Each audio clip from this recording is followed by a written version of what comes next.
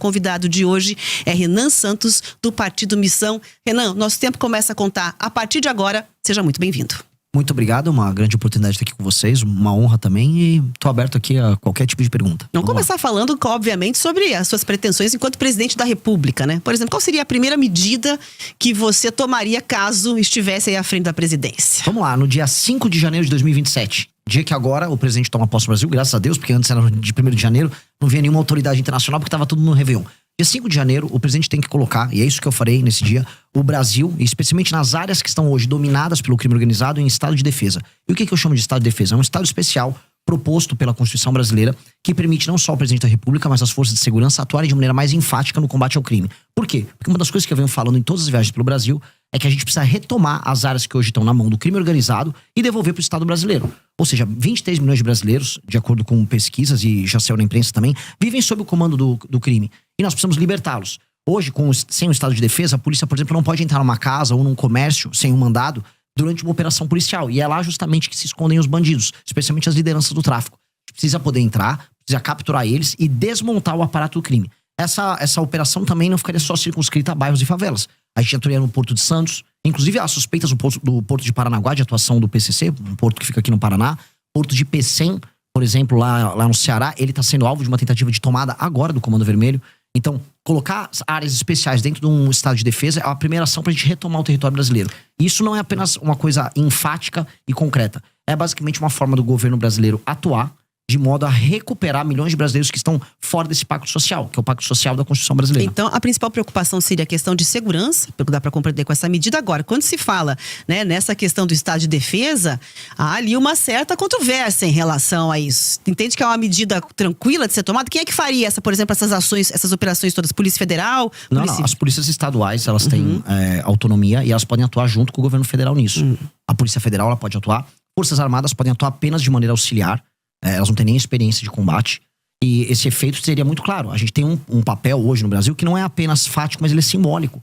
A gente está aceitando o Estado brasileiro que milhões de brasileiros vivam à margem da sociedade. Que eles vivam basicamente num Estado paralelo com regras paralelas. Então, há de ser enfático nesse tema. Até porque mais radical e mais absurdo é a gente aceitar que o crime organizado exista. Né? A coisa mais maluca que a gente coloca na nossa cabeça é a normalização de um Estado paralelo. E hoje ele é normalizado. Hoje você anda, por exemplo, pelo Ceará, como eu andei, tem cidades inteiras e bairros inteiros. Santa Quitéria é uma cidade tomada pelo Comando Vermelho, bairros inteiros de Fortaleza. Lá tá ali, você vê, o cara picha no muro. Essa área você pode entrar, essa área você não pode entrar. Essa área você pode fazer comércio, essa área não pode. A gente aceitou isso. Ao naturalizar isso, a gente naturalizou o absurdo. Mas depende do desejo do presidente da República, pura e simplesmente, essa definição, como você traz? Primeiro, depende do desejo da população em votar num presidente que tem essa agenda. Então, ela tem que ser majoritária na sociedade civil. Então, ao invés de eu ficar jogando platitudes, vir aqui e falar, não, eu quero lutar pelo povo. Eu não vou fazer platitude. Eu estou falando, olha, é uma eleição plebiscitária. Se você quiser um combate enfático ao crime organizado, você vai votar no número do meu partido, 14. Se você não quiser, tá tudo bem. Você pode votar 22 no Flávio, você pode votar 13 no Lula. Vota em quem quiser. Para mim é uma questão plebiscitária. Por isso que eu tenho que ser muito honesto. Eu vou propor primeiro, como proposta, já para a sociedade civil. E todo mundo vai saber que essa é a primeira coisa que eu farei. Segunda coisa, isso vai para o Congresso. O Congresso, que também foi nas eleições, eu venci essas eleições pautado por esse tema, aí deliberar e convencer e aí colocar em funcionamento. É um status permitido pela nossa Constituição. E eu acho que é um status que garante, inclusive, a cidadania de milhões de brasileiros. Portanto, é obrigação do Estado brasileiro fazer isso. Agora, o senhor falou dessa relação aí, falou rapidamente sobre essa relação com o Congresso. Como é que o senhor, se eleito for, o senhor está no Missão, partido menor, né? Com uma expressão hoje menor. Como é que o senhor pretende se relacionar com o Congresso e como aprovar suas medidas caso o senhor seja eleito?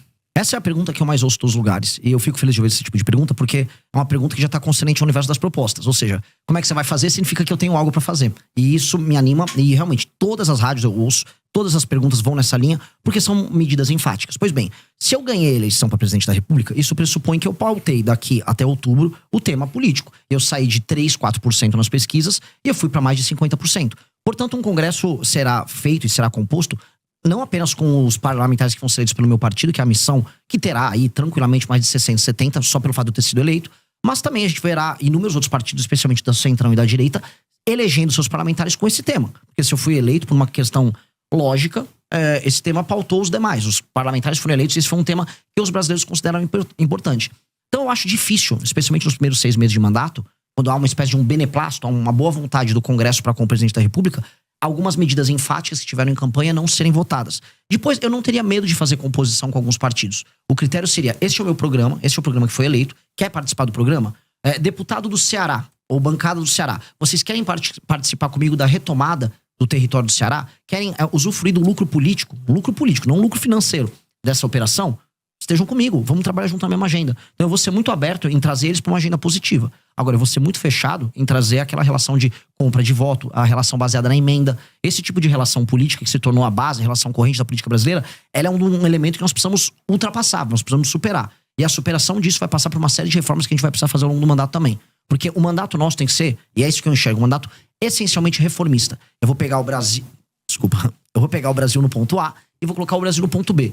E esse ponto B significa um Brasil que não tem mais crime organizado, que as leis penais, leis de processo penal vão se alterar, que a questão fiscal, ou seja, a questão econômica, reformas que mexam na forma como o governo gasta o dinheiro dele, que termina cobrando imposto caro das pessoas, seja resolvida, numa relação justa do Pacto Federativo, ou seja, vocês aqui no Paraná pagam imposto demais, mandam dinheiro demais pro governo, mas recebem de menos. Enquanto tem prefeito no Piauí não fazendo nada com esse dinheiro que eles recebem. Isso também tem que ser endereçado. Mexendo nisso, a gente não apenas melhora a vida das pessoas e melhora a questão econômica, mas eu mexo na correlação de forças com o Centrão. Porque no fundo a tua pergunta é pertinente, porque a gente sabe que nenhum presidente governa de verdade. E esse presidente não governa de verdade por quê? Porque existe essa entidade chamada Centrão. Uma entidade amorfa, que uma hora tá com o presidente, uma hora não tá.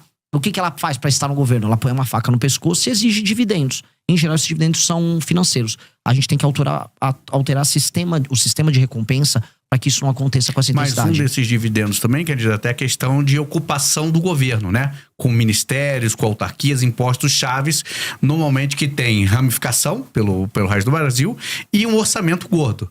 Como é que o senhor pretende? O senhor pretende, por exemplo, entregar pastas, ministérios importantes para partidos como o senhor falou do Centrão?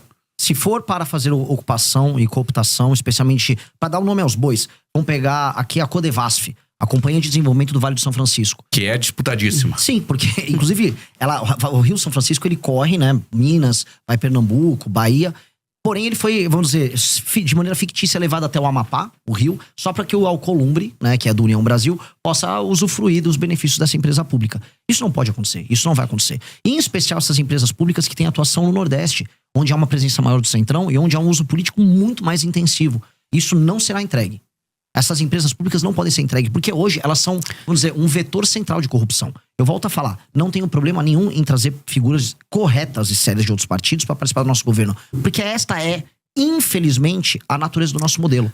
Fazer um governo que tenha coalizão é normal em todas as democracias. Agora, fazer um governo baseado em cooptação, como eles estão acostumados, não. Eu não vou fazer baseado em cooptação. E eu creio que é possível fazer isso. Eu creio que é possível você obter dividendos políticos, ou seja, um lucro político, ou seja, através das vitórias políticas de um governo, e não obter dividendos financeiros, que é o que esses caras querem. E a gente tem que, aí, o cara quer obter dividendo financeiro, eu vou atuar junto com a Polícia Federal para todo mundo que estiver desviando emenda.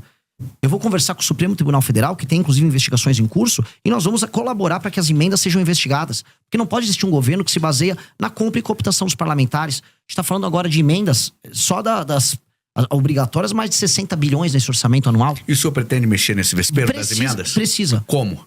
Porque hoje o Congresso cooptou o orçamento do governo, né? Como é que o senhor pretende, qual que é a proposta que o senhor vai levar eleito para os congressistas com relação à emenda, que é uma moeda cara, custosa aos parlamentares? Se vocês me permitirem, eu puder estender um pouquinho mais nesse tema. Esse tema é muito importante. É um dos temas centrais para mim. Por que existe a emenda e por que ela funciona? A emenda é hoje a razão de ser de um deputado federal no Brasil.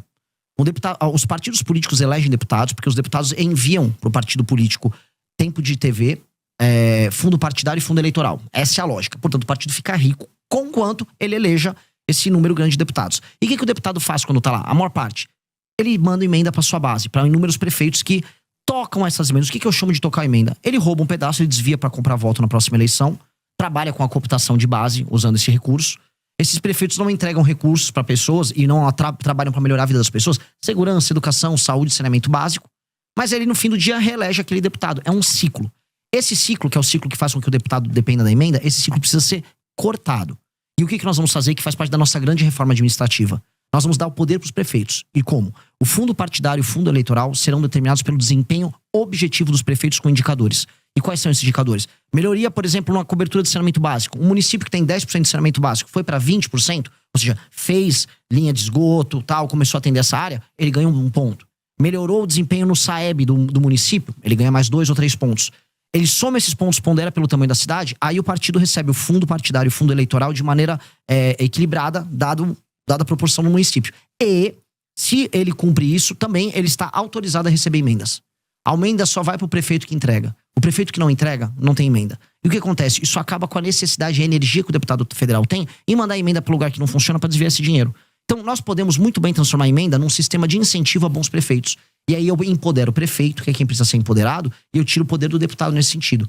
E aqui você tem uma tensão, essa tensão já existe. A frente dos prefeitos e a turma dos deputados vivem em conflito. E aí eu empodero o poder executivo, que é quem entrega as coisas para as pessoas nos municípios, e eu tiro esse jogo absurdo que tem na mão dos deputados federais, que é um problema. E hoje ainda mais um elemento. O STF está indo para cima das lideranças partidárias que estão usando a emenda do orçamento secreto para comprar voto, para fazer desvio, estão ficando multimilionários. Há uma tensão ali, e essa tensão faz com que as principais lideranças do Centrão hoje estejam com muito medo. Eu vou pegar um governo em que esses caras vão estar com medo. Então aí é o momento da gente negociar. É o momento de baixa deles. Eu já ia perguntar 2 questões sobre isso para entrar na conversa. Primeiro, como é que vai combinar com os russos? Como é que vai combinar aí para não ter, né, digamos assim, uma devolutiva? A gente já viu como é que fica a questão de um governo que não tem viabilidade dentro do Congresso para gerir. E segundo, toda a emenda parlamentar é ruim? Nem toda emenda parlamentar é ruim. A emenda que é obrigatória e que ela é cumprida de maneira transparente, ela pode entregar um papel. Agora, a emenda do orçamento secreto, ela é ruim. A emenda do orçamento secreto, assim, nada que precisa necessariamente ser secreto vai ser bom. Tanto que as entregas do orçamento secreto são sempre meio secretas também. O cara nunca divulga exatamente. E aí você vai procurar, você encontra empresas de familiares de parlamentares, empresas de familiares dos prefeitos. Empresas fantasmas. Empresas fantasmas de toda sorte. Mas não há um risco, por exemplo, dessa questão da governabilidade, o Congresso dar uma resposta em relação a isso? Porque até agora não mostraram interesse nenhum, tanto na transparência quanto na questão de abrir mão dessas emendas. Ao contrário, só aumentam. Mas aí você vai precisar de um presidente da República que não tenha rabo preso com ninguém, que tenha força e capital político, e que vai gastar o seu capital político fazendo essa medida, que é uma medida não de governo, é uma medida de Estado. Essa é uma medida que altera o Brasil. Eu vou te dar um exemplo simples. Houve um presidente da República que já atendeu, vamos dizer, que já atacou o interesse do Centrão uma vez, de uma maneira muito clara, que colocava prefeito do Centrão na cadeia. Foi o Fernando Henrique Cardoso passando a lei de responsabilidade fiscal. Ora, o Fernando Henrique Cardoso conseguiu isso nos anos 90. Nós podemos conseguir isso também. Ou seja, se eu ganho a eleição presidencial e eu vou pra cima do enfrentamento ao crime organizado, a gente pode ver que tanto que o Bukele, o próprio Milei teve um pouco desse efeito, você ganha popularidade, você ganha capital político. A questão é, o que o presidente da República faz com o capital político que ele acumula? Alguns ficam, não, vou manter o tempo todo, que eu tenho que pensar na próxima eleição de prefeito. Se eu acumular esse capital político de popularidade e de respeitabilidade, eu vou gastar ele todo fazendo uma reforma que altera a dinâmica da política do Brasil. Porque isso vai impactar na qualidade das prefeituras, para a vida das pessoas nas cidades serem melhores, e vai mexer no sistema político para que o Centrão perca parte desse poder. Isso precisa ser feito. E eu vou ter apoio de inúmeros partidos. Veja, mesmo alguns partidos do Centrão vão preferir o meu modelo. Nem todo mundo no Centrão quer operar com esse modelo. Prefere um modelo, por exemplo, mais municipalista. Eu tenho certeza que se eu conversar com o Kassab, que é do PSD, ele vai preferir esse modelo. Então não é todo o Centrão que quer viver disso. Isso aqui é um modelo que o baixo clero do Congresso adotou, que é a forma que permite que um deputado, em geral, semi-analfabeto, burro, pouco comprometido com o funcionamento da cidade dele, desvie grana, põe um dinheiro no bolso e se reeleja com a compra de voto.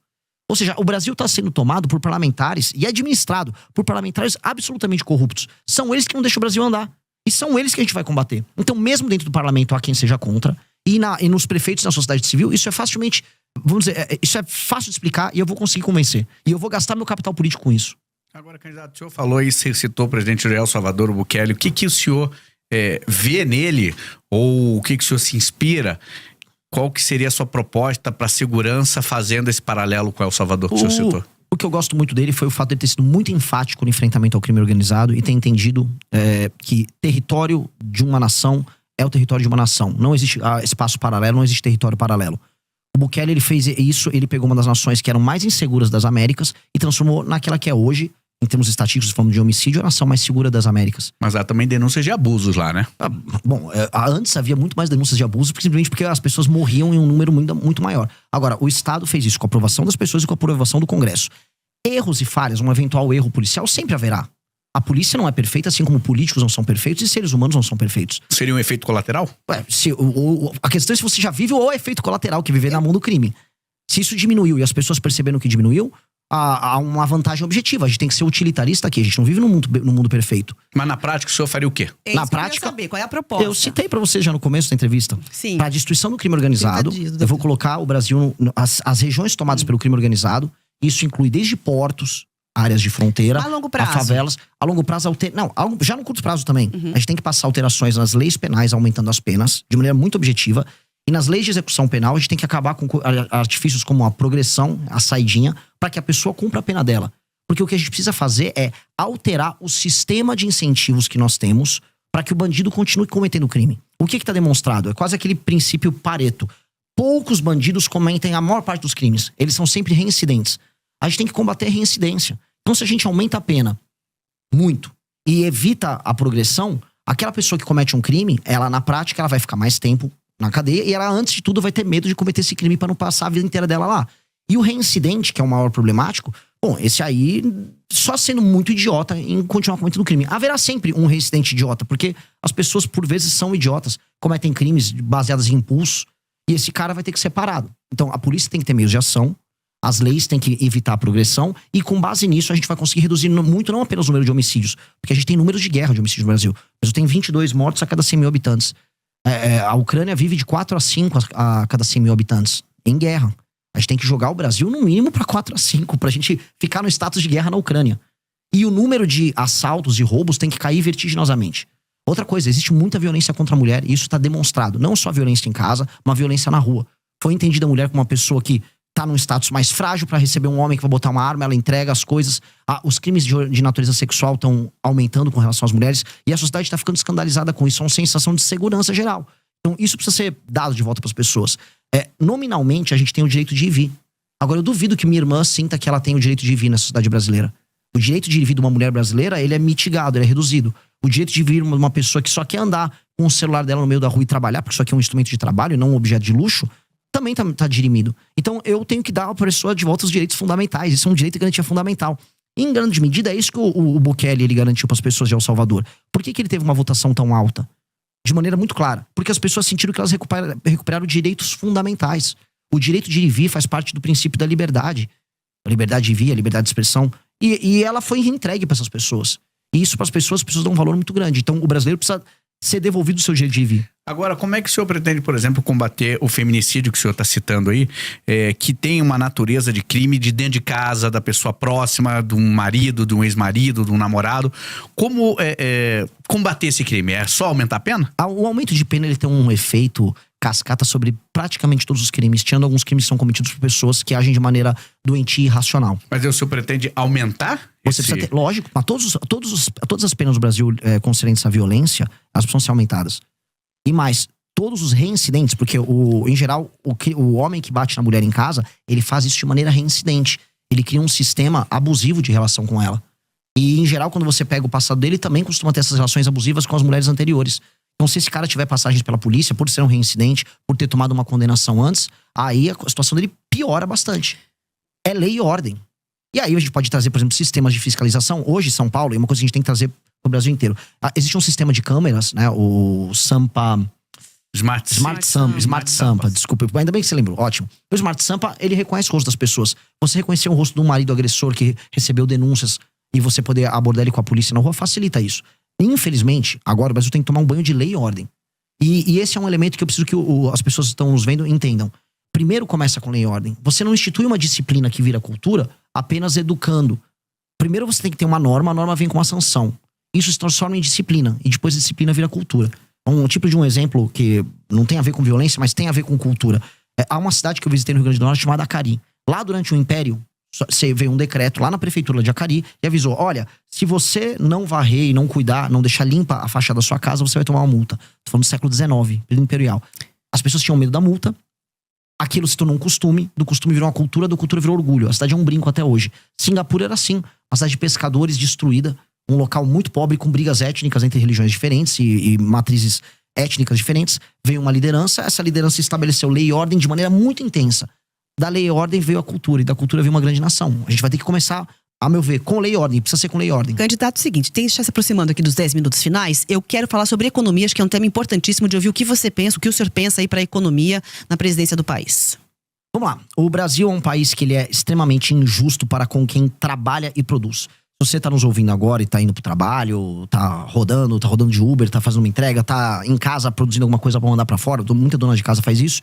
Você entende que você trabalha, você fica uma parte pequena do fruto do seu trabalho. E mais, você se sente injustiçado porque você vê uma massa cada vez maior de pessoas que recebem benefícios e você fala, poxa, às vezes eu sou pobre, tô ganhando pouco, uma pessoa tá recebendo um benefício sem merecer, ou um juiz tá ganhando um penduricalho gigantesco, tirando 200 mil reais por mês, ou eu vejo uma grande empresa recebendo benefício fiscal e aí acaba nem entregando o serviço. Você fala assim, pô, o que tá acontecendo? Eu estou sendo um otário. E sim, se a gente olhar na letra fria da lei, o brasileiro comum que trabalha e produz é um otário. E isso tem que ser invertido. A nação brasileira tem que ser amiga de quem trabalha e produz.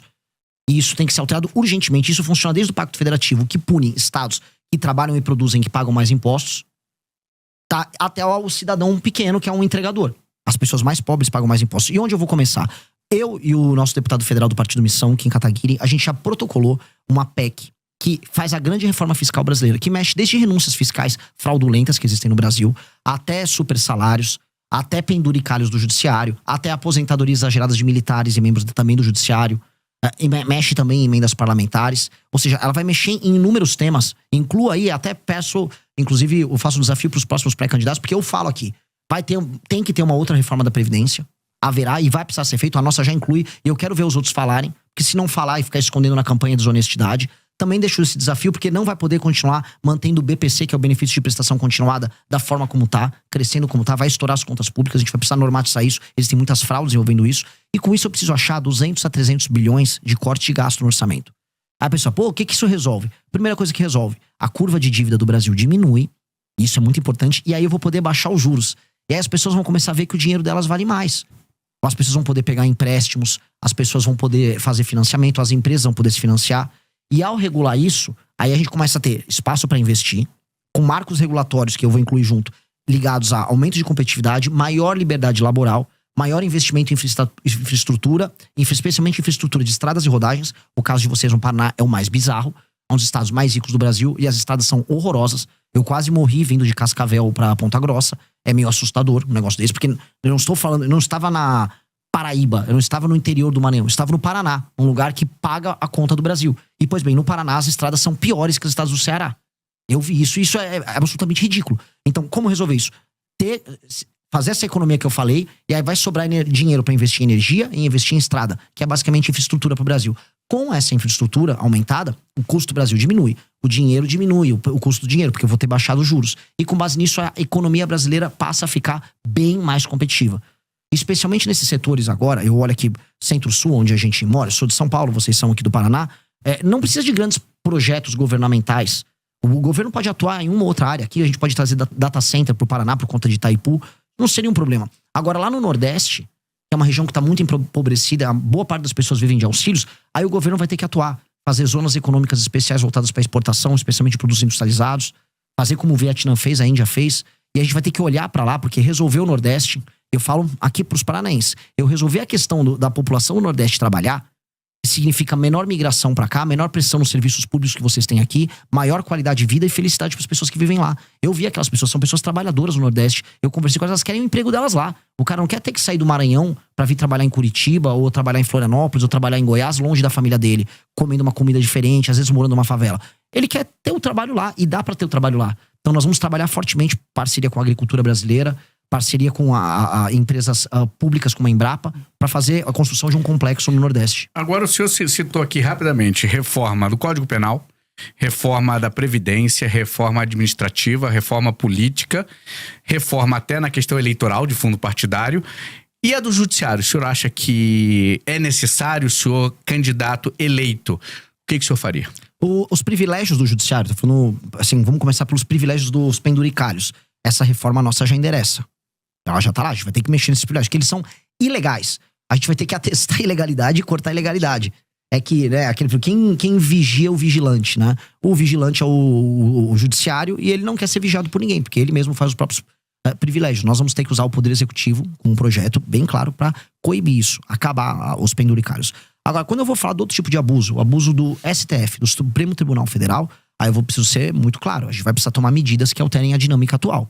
Por exemplo, a gente tem que acabar com essa farra das decisões monocráticas. 83% das decisões são monocráticas.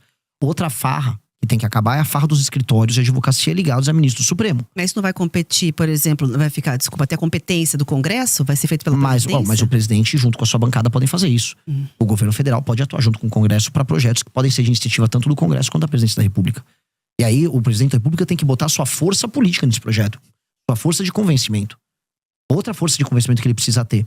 Nós precisamos ter um foro, o tal do foro privilegiado que hoje é o STF, deixou de ser uma ferramenta da democracia. Pra galera entender, ele foi desenhado lá no final da ditadura, pro começo da redemocratização, como um instrumento que protegeria os deputados de uma perseguição que eles poderiam ter de juízes nos seus estados. Dá até pra entender a necessidade do foro especial. Só que hoje ele é um instrumento que o STF tem o Senado, que é justamente quem pode fiscalizá-lo, na mão. Então a gente vai fazer diferente. Vamos criar um foro especial, um foro pequeno, sem contratar ninguém. Você seleciona via sorteio desembargadores, randomicamente dos estados, eles ficam 2 meses no mandato, e eles julgam as ações oriundas do mandato dos parlamentares. Rotativo, e um magistrado não pode julgar um parlamentar do seu próprio estado. Simples, retira do STF essa prerrogativa. Também a gente tem que fazer uma coisa no STF que é um absurdo. A gente tem que inserir uma coisa que tem nos Estados Unidos, que é o filtro de acesso. Ou seja, hoje todo mundo pode entrar com uma ação, uma ADIM lá no STF. Todo partido político, sindicatos, associações com presença nacional. Isso tem que ser cortado. Só ações de natureza constitucional podem parar lá e ser aceitas lá. Hoje no Brasil, o STF toca 8 mil ações, enquanto a Suprema Corte Americana só 50. Isso tem que ser alterado. A gente está chegando ao fim da entrevista, mas preciso perguntar da composição do seu ministério e se haverá redução. De forma bastante breve, já tem nomes para os ministérios. Faria que tipo de reforma falando, então, na questão ministerial? Haverá redução de ministério, especialmente porque hoje o ministério é um instrumento de cooptação e de proteção jurídica. Você ganha, vamos dizer, foro especial sendo ministro da República. Haverá redução. Mas isso não é, eu preciso falar, isso na maior parte dos casos é uma medida que tomam pra fazer marketing. Tipo, olha, reduzir, veja como tô economizando. Você não tá economizando muita coisa, mas você sinaliza que você vai ter uma administração mais racional. Uma coisa que eu vou fazer, que economiza bastante em termos de máquina pública, é inserir machine learning e inteligência artificial em boa parte do serviço público, especialmente na parte da saúde, instituindo o prontuário único. São medidas que racionalizam o gasto e melhoram muito a eficiência. Então isso vai ter um efeito muito legal, muito positivo. E aí, falando em termos de corte de gasto, para trazer um tema até jogar de provocação para os demais pré-candidatos, especialmente os da direita, quero saber quais são as empresas que eles vão privatizar. A gente está falando de maneira clara, os Correios precisam ser privatizados, tá? E empresas públicas que não apenas são deficitárias, mas que não apresentam resultado prático para o Brasil, nenhum ganho para o Brasil, elas precisam ser privatizadas ou encerradas, porque hoje elas viraram instrumentos de cooptação. O senhor, pelo que eu entendi, deu aqui umas estocadas na esquerda, na direita, mas o senhor, para chegar à presidência, possivelmente vai ter que passar por um segundo turno. Aceita apoio de quem vier, da esquerda, da direita? Rejeita algum? Como é que vai ser o seu posicionamento? Eu rejeito apoio de pessoas que sejam corruptas, até porque hoje no Brasil a coisa mais comum é você receber apoio. Mas a gente tem corrupção dos dois lados. Não, mas eu não estou fazendo distinção de lado. Até porque os escândalos de corrupção no Brasil, especialmente do Master, não tem lado. Tá todo mundo pois aí. É. Por isso que eu tô muito tranquilo. Eu não tenho nada a ver com isso. E hoje a coisa mais comum é você nem precisar pedir apoio. Hoje os corruptores, eles batem na tua porta pra te comprar. Então eu vou ser muito cuidadoso nisso. Apoio político, quando sincero e honesto, não se rejeita. Independente de cor partidária. Depende de cor. Agora eu sei assim, a esquerda nunca vai me apoiar. E se ela vier me apoiar, eu tenho que desconfiar do que eu tô fazendo. Que eventualmente eu tô fazendo alguma coisa de errado. Dito isso, apoio sincero de pessoas honestas é bem-vindo. Nós precisamos criar uma aliança em todo o Brasil para tornar o Brasil um lugar melhor. E vai ser difícil. Tudo que eu falei aqui é necessário e nada que eu falei aqui é radical. São coisas normais que nós precisamos fazer para tornar o nosso país um lugar melhor. Só que o normal que eu falei aqui, ele se torna difícil porque nós somos um país em que tudo é difícil. Eu tô disposto a colocar minha vida nisso. Eu vou dedicar os melhores anos da minha vida para me tornar o Brasil um país sério. E eu vou fazer isso com ou sem apoio das pessoas, donas da máquina partidária brasileira. Candidato, 1 minuto para falar com a nossa audiência. Qual câmera eu falo? Qual câmera? Aqui, é da frente. Essa aqui, ó. Meus queridos amigos, o Brasil, ele foi desenhado como um país injusto com você. E você talvez não tenha ideia do quanto você tá perdendo morando aqui. Talvez você não entenda que ao sair da sua casa para ir trabalhar, você tem que pegar um celular e você sabe que o celular pode ser roubado a qualquer momento. Você sabe que ao entrar no seu carro vai ter provavelmente um insufilme pro bandido não ver as coisas que tem dentro do carro. Sua casa, se você mora numa casa, tem um muro. Se você mora num prédio, o prédio é murado e vai ter um porteiro. Talvez ambos tenham uma cerca elétrica. Sua esposa, sua filha tem medo de andar na rua porque elas podem ser alvo de todo tipo de ataque, desde o violento até um ataque de natureza sexual. E você vai e volta e tem o seu dia todo determinado pelo medo de ser roubado e acha talvez que seja natural. O que eu quero avisar é que nada disso é natural. Você pode viver num país que você é livre e que você tem que ter homens corajosos que não tenham o rabo preso com ninguém, dispostos a tornar a tua vida melhor. E é isso que eu tô pra fazer. Não posso pedir teu voto nesse instante, mas eu posso pedir para que você me conheça. Não confie em mim nem nos demais. Apenas veja e analise pelos atos e pelas ações. E com base nisso, forme teu julgamento. Muito obrigado. Muito obrigada pela entrevista. Foi um prazer recebê-lo para essa conversa de Pressa Batina aqui na Jovem Pan News e Grupo RIC. Muito obrigado. Gostou do vídeo? Então, não se esqueça de se inscrever no canal e dar like para tornar este vídeo mais conhecido. Nos vemos em breve.